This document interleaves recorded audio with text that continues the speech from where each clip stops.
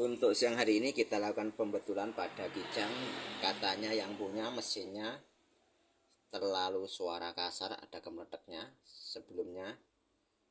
Maka coba kita hidupkan. Kita tes sama-sama.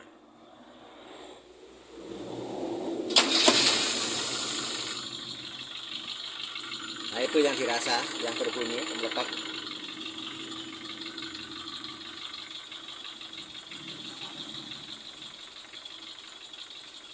Ini suaranya. Lanjut kita setel dulu, kita lihat di klep-klepnya, di celah katupnya atau di botol-botolan klepnya. Maka kita setel untuk di ini juga, coba kita setel dulu.